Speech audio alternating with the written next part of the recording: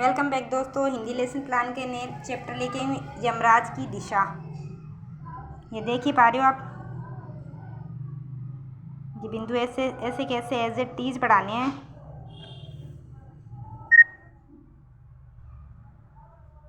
ज्ञानात्मक, अर्थग्रहण, अभिव्यक्ति, कौशल, अभिरुचि और अभिवर्ती, ये एज ए टीज पॉइंट पढ़ा देने हैं।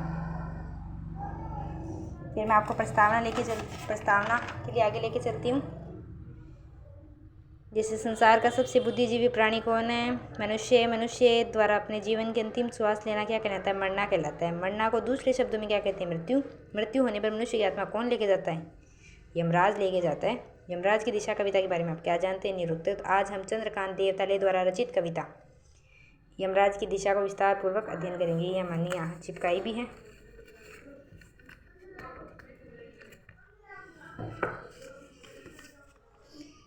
माँ ने एक बार मुझसे कहा था कि दक्षिण की तरफ पैर करके मत सोना, वह मृत्यु की दिशा है। यमराज को क्रुद्ध करना बुद्धिमानी की बात नहीं। तब मैं छोटा था। कौन छोटा था?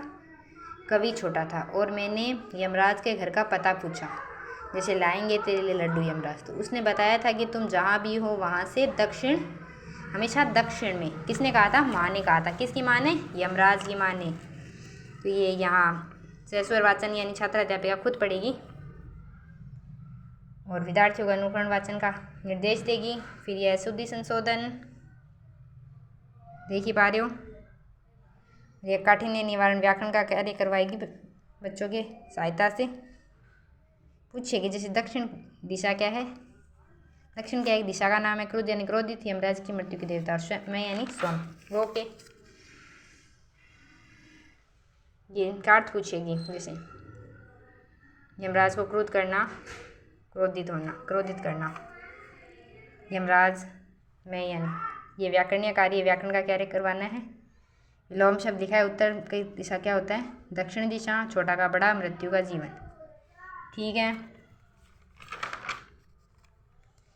फिर ये नेक्स्ट विचार विश्लेषणात्मक पर्सन यानी कवि की माँ किससे बातें किया करती थी? ईश्वर से। कैसे पता चला? ऐसे पता चला कि वह कहा करती थी कि दक्षिण की तरफ पैर करके कभी मत सोना। माँ ने दक्षिण की दिशा को कौन सी दिशा बतलाई? मृत्यु की दिशा। ईश्वर ने उन्हें क्या नहीं देते थे? सलाह। किसे नहीं देते थे? माँ को। दक्षिण की दिशा में क्या नहीं करना चाहिए? इस दिशा में पैर करके कभी नहीं सोना चाहिए। यमराज कौन है? मृत्यु के देवता। पुनः सहस्वर वाचन करना है। छात्रा अध्यापिका पुनः सहस्वर वाचन यानी कविता को पढ़ेगी और भावार्थ है ये। जब कभी बच्चे थे तब उनकी माँ ने उन्हें बहुत सारी शिक्षाएं दी थी। उन शिक्षाओं में से एक ये भी थी कि दक्षिण की दिशा की पैर करके कभी मत सोना चाहिए, क्योंकि दक्षिणी दिशा यमराज का निवास होता है। ये भावबोध प्रश्न है। ठीक है। और ये वस्तुनिष्ठ क्वेश्चन है। ओके बाय दोस्तों, शब्बा खैर। मेरे चैनल पर नए हो तो चैनल को सब्सक्राइब करना ना भूलें और बेल आइकन को प्रेस करना ना भूलें कि आपको समय समय पर नोटिफिकेशन मिलती रहे। ओके बाय सब।